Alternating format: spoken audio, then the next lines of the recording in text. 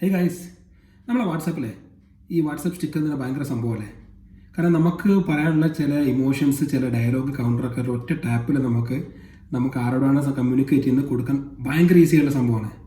പക്ഷേ ചില സമയത്ത് നമ്മൾ എന്ത് ചെയ്യും, നമ്മൾ വിചാരിച്ച കറക്റ്റായിട്ടുള്ള സ്റ്റിക്കർ കിട്ടാതെ വരും. അപ്പോൾ നമുക്ക് നമ്മുടെ ഓൺ സ്റ്റിക്കർ ഉണ്ടാക്കണോ? നമുക്ക് സിമ്പിളായിട്ട് ചെയ്യാം. ഇപ്പോൾ നമുക്ക് നോക്കാം how you can make your own WhatsApp sticker four free in less than 3 minutes. Okay, come on, let's start.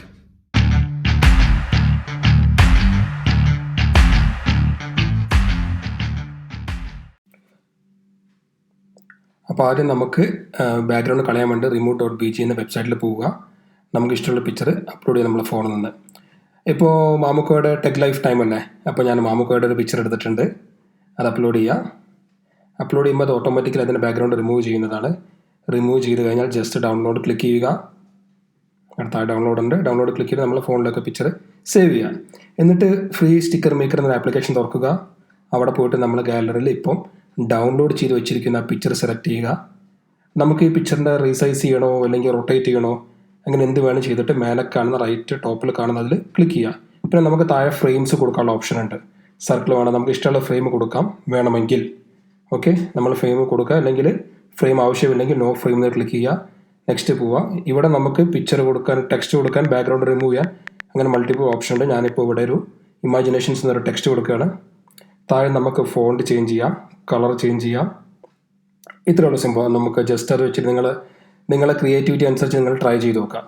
Okay, ഇത്ര കഴിഞ്ഞ് മേലെ ടാപ്പ് ചെയ്യുക. നമ്മളത് സേവ് ചെയ്യാൻ നോക്കുമ്പോൾ പറയും അറ്റ്ലീസ്റ്റ് 3 സ്റ്റിക്കേഴ്സ്. അപ്പോൾ നമുക്ക് ഇമേജസ് ആഡ് ചെയ്യാം, സ്റ്റിക്കേഴ്സ് ആഡ് ചെയ്യാം. നിങ്ങൾക്ക് മിനിമം 3 പിക്ചർ ഉണ്ടെങ്കിൽ ആഡ് ചെയ്യാം.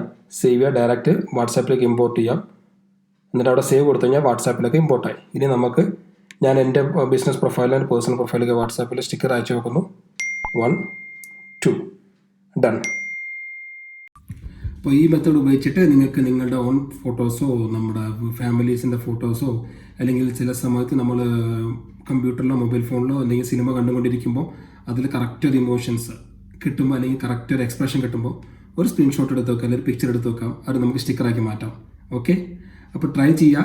നിങ്ങൾക്ക് വീഡിയോ ഇഷ്ടപ്പെട്ടിട്ടുണ്ടെങ്കിൽ തീർച്ചയായിട്ടും നിങ്ങൾ ലൈക്ക് ചെയ്യുക, ഷെയർ ചെയ്യുക. ഈ ചാനൽ സബ്സ്ക്രൈബ് ചെയ്യാത്ത ആളാണെങ്കിൽ തീർച്ചയായും സബ്സ്ക്രൈബ് ചെയ്തതിനെക്കുറിച്ച് നിങ്ങളൊന്ന് പരിഗണിക്കാം. Okay, take care, by.